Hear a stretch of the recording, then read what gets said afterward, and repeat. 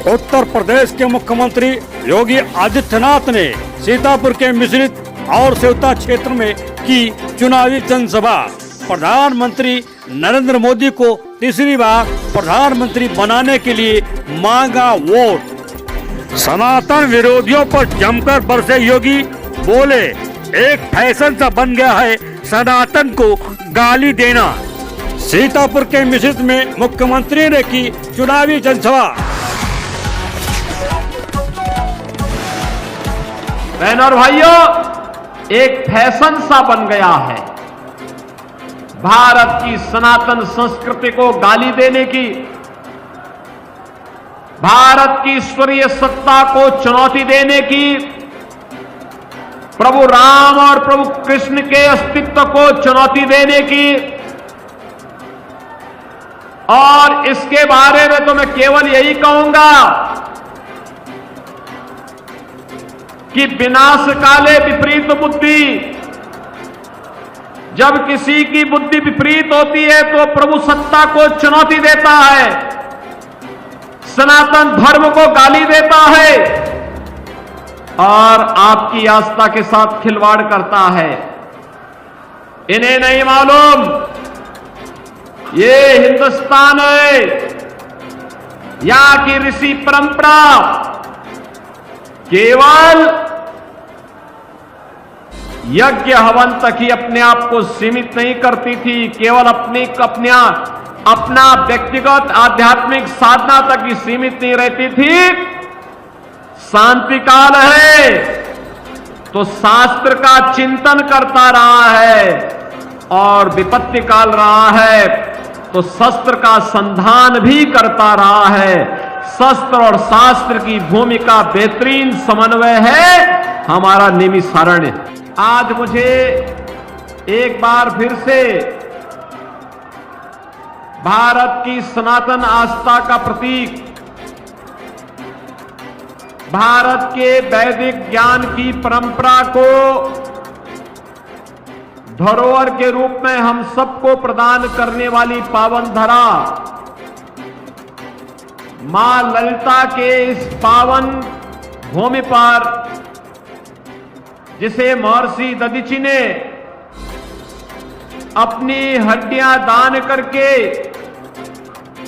दैवीय शक्तियों की विजय के संकल्प की भूमि में के रूप में आगे बढ़ाया था, ऐसी पावन धरा नैमिषारण्य को मैं नमन करते हुए आप सबका हृदय से अभिनंदन करता हूं। बहनों और भाइयों, ये नैमिष का ही महत्व है कि आज दुनिया जनपद सीतापुर और उत्तर प्रदेश की तरफ देख रही है। जब भी कोई रामद्रोही राम के अस्तित्व को नकारने का प्रयास करता है तो नैमिष सामने आ खड़ा होता अपने प्रमाणों के साथ कि मेरे पास शास्त्रीय प्रमाण है, मैं तुम्हें प्रमाण देता हूं। तुम्हारी दूषित बुद्धि राम के अस्तित्व को, कृष्ण के अस्तित्व को नकारेगी, लेकिन मेरे प्रमाण अकाट्य हैं, इसको कोई नकार नहीं सकता है। यह साहस केवल नैमिषारण्य की धरती कह सकती है। बहनों और भाइयों, एक फैशन सा बन गया है भारत की सनातन संस्कृति को गाली देने की, भारत की ईश्वरीय सत्ता को चुनौती देने की, प्रभु राम और प्रभु कृष्ण के अस्तित्व को चुनौती देने की। और इसके बारे में तो मैं केवल यही कहूंगा कि विनाश काले विपरीत बुद्धि। जब किसी की बुद्धि विपरीत होती है तो प्रभु सत्ता को चुनौती देता है, सनातन धर्म को गाली देता है और आपकी आस्था के साथ खिलवाड़ करता है। इन्हें नहीं मालूम ये हिंदुस्तान है, यहां की ऋषि परंपरा केवल यज्ञ हवन तक ही अपने आप को सीमित नहीं करती थी, केवल अपना व्यक्तिगत आध्यात्मिक साधना तक ही सीमित नहीं रहती थी। शांति काल है तो शास्त्र का चिंतन करता रहा है, और विपत्ति काल रहा है तो शस्त्र का संधान भी करता रहा है। शस्त्र और शास्त्र की भूमिका बेहतरीन समन्वय है हमारा नैमिषारण्य, जहां के ऋषियों की अस्थियों ने भी देवताओं के लिए शस्त्र का संधान बना करने का काम किया था। तो बहनों और भाइयों, ये सनातन विरोधी, ये प्रभु राम और प्रभु श्री कृष्ण की सत्ता को चुनौती देने वाले कहां ठहर पाएंगे? आज अपनी हार को सुनिश्चित देख करके ये फिर से राम के अस्तित्व को चुनौती देने लग गए हैं। क्या आप इसको स्वीकार करेंगे? क्या प्रभु राम के अस्तित्व को चुनौती देने वालों को स्वीकार करेगा क्या भारत? और बहनों और भाइयों, मैं इसीलिए आज आपके पास आया हूं आपसे कहने के लिए, नैमिषारण्य के विकास के लिए भारतीय जनता पार्टी की डबल इंजन सरकार ने विकास के जो कार्य प्रारंभ किए हैं, आज आप देख रहे होंगे जैसे एक नई अयोध्या नजर आ रही है, ऐसे ही एक नया नैमिषारण्य हम सबको दिखाई देने लग गया है। और अभी तो ये शुरुआत भर भी है।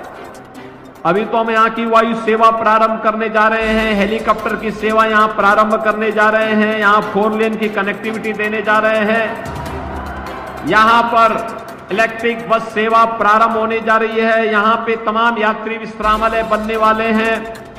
जैसे अयोध्या में भव्य राम मंदिर के निर्माण के साथ साथ आज वहां सड़कों के चौड़ीकरण का कार्य हुआ है, काशी में काशी विश्वनाथ धाम बना है, मां विंध्यवासिनी धाम का निर्माण इतनी भव्यता के साथ हुआ है, ऐसे ही मां ललिता के धाम को भी पुनरुद्धार और उसके सुंदरीकरण के बड़े कार्यक्रम को लेकर के सरकार कार्य कर रही है। जिस दिन ये कार्य मूर्त रूप से जमीनी धरातल पर उतर आएगा, बहनों और भाइयों, यहां के हजारों नौजवानों को, यहां के व्यापारियों को, हजारों नौजवान और व्यापारियों को यहां पर एक नया रोजगार का सृजन होगा। अपने आप में लाखों लोगों को अपने आप में यहां आमंत्रित करने का माध्यम नैमिषारण्य बन जाएगा। और बहनों और भाइयों, यह कार्य केवल वही कर सकता है जो प्रभु की सत्ता पर विश्वास करता हो, राम का भक्त हो, कृष्ण का भक्त हो, भारत भक्त हो, राष्ट्र भक्त हो, वही ये काम करेगा। ये काम वो नहीं कर सकते जो प्रभु सत्ता को चुनौती देते हो, राम को नकारते हो, कृष्ण को नकारते हो, राष्ट्र नायकों का अपमान करते हो, साधु संतों के प्रति अपमानजनक टिप्पणी करते हो, राम भक्तों पर गोली चलाते हो और आतंकवादियों के मुकदमे को जो वापस लेते हो, वे लोग ये काम नहीं कर सकते। ये काम तो केवल राम भक्त ही कर सकते हैं और वह काम केवल भारतीय जनता पार्टी ही कर सकती है। और यही कहने के लिए बहनों और भाइयों, आज मैं आपके बीच आया हूं। आपने देखा होगा बदलते हुए भारत को मोदी जी के नेतृत्व में आज एक नया भारत का दर्शन पूरा देश कर रहा है। और बहनों और भाइयों, आज तीसरे चरण का मतदान भी हो रहा है। 2 चरण में पहले संपन्न हो चुके हैं। 2 चरण में 191 सीटों पर चुनाव हुआ। तीसरे चरण में 94 सीटों पर फिर से चुनाव हो रहे हैं। यानी आज के बाद आधा चुनाव संपन्न हो चुका होगा। आधा चुनाव संपन्न होने का मतलब जो दुनिया देश की आवाज है, फिर एक बार 400 पार, फिर एक बार, फिर एक बार, ये जो 400 पार का जो लक्ष्य है बहनों और भाइयों, यह नजदीक आ चुका है। और इसके लिए आप सबको लगना पड़ेगा, एक एक सीट का हिसाब रखना पड़ेगा। और तब फिर एक बार मोदी सरकार भी आएगी और अब की बार 400 पार का लक्ष्य भी पूरा होगा। हमारी पीढ़ी बहनों और भाइयों सौभाग्यशाली है, हमारी पीढ़ी सौभाग्यशाली है। हमने बदलते हुए भारत को देखा है। आप कह सकते हैं, वर्तमान पीढ़ी कह सकती है, वर्तमान नौजवान कह सकता है, वर्तमान नागरिक कह सकता है, हमारे ऋषि मुनियों को, संतों को, साधु संतों को, जिन्हें इस लोक में अपने भक्तों को और परलोक में अपनी गुरु परंपरा को जवाब देना होगा, वे कह सकते हैं कि हमने वह काल देखा है जब प्रभु राम अयोध्या में विराजमान हुए हैं, जिसके लिए पीढ़ियां खप गई, लेकिन हमने अयोध्या में वह दिन देखे हैं। बहनों और भाइयों, हम में से हर व्यक्ति कह सकता, हमने बदलते हुए भारत को देखा है, जिस भारत ने दुनिया के अंदर अपना सम्मान बढ़ाया है, जिस भारत की सीमाएं सुरक्षित हुई हैं, जहां आतंकवाद के सामने घुटना सरकार नहीं टेकती, बल्कि आतंकवाद को नेस्तनाबूद करके हमेशा के लिए उसकी राम नाम सत्य है कि यात्रा निकालने का जज्बा जिस सरकार में रहा हो। हमने उस सरकार को देखा है जिसने भारत विरोधी वे सभी प्रावधान समाप्त किए, चाहे वह धारा 370 का मामला हो, चाहे वह इस देश के अंदर आतंकवाद और नक्सलवाद की जड़ जहां भी खड़ी रही, उस बेल को नष्ट करने के लिए भारतीय जनता पार्टी के नेतृत्व की मोदी जी की सरकार ने वे सारे उपाय आने वाली पीढ़ी के भविष्य के लिए कर दिए हैं। हमने उस भारत को देखा है जिसमें हाईवे वर्ल्ड क्लास के बन रहे हैं, जिसमें एक्सप्रेसवे बन रहे हैं, जिसमें रेलवे और मेट्रो का बेहतरीन कार्य हो रहा है, जिसमें one district one medical college का निर्माण हो रहा है, जहां IIT, IIM, AIIMS, IIIT, NIT, world class university, one district one medical college, हर घर नल की योजना लागू हो रही है। और हमने उस भारत को देखा है जिस भारत में 80 करोड़ लोग राशन की सुविधा का फ्री में लाभ प्राप्त करते हैं। बहनों और भाइयों, यही भारत था 14 के पहले गरीब भूख से मरता था, किसान आत्महत्या करता था, नौजवान पलायन करता था, बेटी और व्यापारी सुरक्षित नहीं थी। 2014 के बाद मोदी जी के नेतृत्व में कितना परिवर्तन हुआ है। 80 करोड़ लोग फ्री में राशन की सुविधा का लाभ प्राप्त कर रहे हैं। 60 करोड़ लोगों को आयुष्मान भारत में 5 लाख रुपए की स्वास्थ्य बीमा का कार्ड मिल चुका है। हर साल 5 लाख रुपए की फ्री में दवा करा सकते हैं। और बहनों और भाइयों, 50 करोड़ गरीबों के लिए जनधन अकाउंट खुल गए। पैसा दिल्ली या लखनऊ से जो आएगा सीधे उसके खाते में जाएगा, बीच में कोई मध्यस्थ नहीं रहेगा। गरीब का पैसा गरीब के पास जाएगा। बहनों और भाइयों, 12 करोड़ किसान सम्मान निधि का लाभ प्राप्त कर रहा है। 12 करोड़ घरों में शौचालय बन गए और सर्वाधिक शौचालय बनने वाले जनपदों में से आपका सीतापुर है, जहां के गरीबों का सर्वाधिक शौचालय बने। 10 करोड़ गरीबों के घर में उज्ज्वला योजना का सिलेंडर पहुंच गया है। सर्वाधिक सिलेंडर आपके सीतापुर जनपद में आए हैं। 4 करोड़ घर बन गए, जिनमें से 2 लाख घर तो केवल आपके सीतापुर जनपद को मिले हैं। बहनों और भाइयों, मैं इसीलिए आपके पास आया आपसे कहने के लिए, मोदी जी ने कहा है जितने लोग बचे हैं, जिनके घर में सिलेंडर नहीं, उनको आश्वस्त कर दो कि इसके बाद चुनाव के बाद उनको 100%, जिनके पास घर अभी भी नहीं मिल पाया है उसको घर मिलेगा। राशन की सुविधा आगे भी 5 वर्ष तक निरंतर जारी रहेगी। मोदी जी ने इन सभी चीजों के लिए आपको आश्वस्त कर दिया है। और इसलिए बहनों और भाइयों, आज मैं आपके पास आया हूं। ये परिवर्तन तब आया है जब आपका एक वोट मोदी जी के समर्थन में कमल चुनाव चिन्ह पर गया है। जब यही वोट कांग्रेस के हाथ पर जाता था, समाजवादी पार्टी की साइकिल पर जाता था तो अयोध्या में राम जन्मभूमि पर आतंकी हमला होता था, काशी में संकट मोचन मंदिर पर हमला होता था। आज देखो मंगलवार का दिन है और संकट मोचन मंदिर पर इन लोगों ने समाजवादी पार्टी की सरकार के समय में आतंकी हमला करवाया था।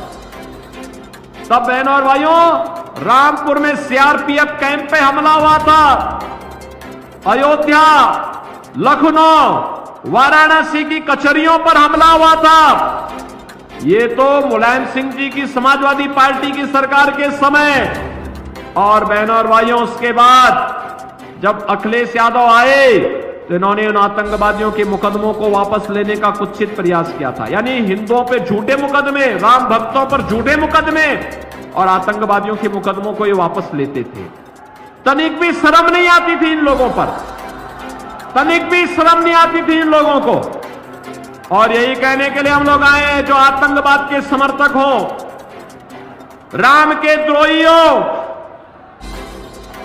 वे जो माफियाओं और अपराधियों को शागिर्द हो। आपने देखा होगा परम राम भक्त, प्रदेश के विकास के लिए अहर्निश प्रयास करने वाले कल्याण सिंह जी की मृत्यु हुई। समाजवादी पार्टी ने एक भी शब्द संवेदना के नहीं व्यक्त किए। लेकिन बहनों और भाइयों, अभी एक माफिया की मौत हुई थी। उस माफिया के मरने पर फतिया पड़ने के लिए समाजवादी पार्टी के लोग उसके घर में गए थे। ये राम भक्तों के विरोधी है, ये माफियाओं के समर्थक हैं, ये राम भक्तों पर गोली चलाते हैं और आतंकवादियों के मुकदमों को वापस लेते हैं। इन लोगों से बदला लेने का समय है ये महापर्व चुनाव। अपना एक एक वोट ऐसा ठोकिए, ऐसा लगाइए कि ये आतंकवाद समर्थक हमेशा के लिए भारत की चुनाव की प्रक्रिया से गायब हो जाए, वो आपके चुनाव से लड़ने का हिम्मत ही न करने पाए। सहमत हैं? सहमत हैं? बहनों और भाइयों, ये चुनाव केवल चुनाव नहीं है, ये चुनाव है नए भारत को आत्मनिर्भर और विकसित भारत बनाने का। आत्मनिर्भर और विकसित भारत बनाएंगे। आत्मनिर्भर भारत का मतलब हर नौजवान आत्मनिर्भर, उसके हाथ को रोजगार होगा। हर व्यापारी आत्मनिर्भर, हर महिला आत्मनिर्भर, हर अन्नदाता किसान आत्मनिर्भर। और आत्मनिर्भरता के इस लक्ष्य को प्राप्त करने के लिए बहनों और भाइयों, मोदी जी का तीसरी बार प्रधानमंत्री बनना आवश्यक है। सहमत हैं? और मोदी जी को प्रधानमंत्री तीसरी बार बनाना है और अब की बार 400 पार का लक्ष्य प्राप्त करना है। तो बहनों और भाइयों, अशोक रावत को यहां से भारी बहुमत से विजयी बना के भेजना होगा। एक कांग्रेस और सपा का गठबंधन के जो प्रत्याशी हैं, इनकी जमानत जब्त करेंगे ना? सहमत हैं? करेंगे तो कमल चुनाव चिन्ह पर आपको वोट देना होगा। सहमत है ना? दूसरा, घर घर में मोदी जी का संदेश पहुंचाना होगा। और पहुंचाना क्या होगा? विकसित भारत के लिए, आस्था का सम्मान करने के लिए, गरीब कल्याण के लिए, सुरक्षा और समृद्धि के लिए कमल आवश्यक है। कमल चुनाव चिन्ह आवश्यक है। बोलेंगे ना? पहुंचाएंगे? तो फिर आप सब मेरे साथ बोलेंगे, भारत माता की, भारत माता की, भारत माता की।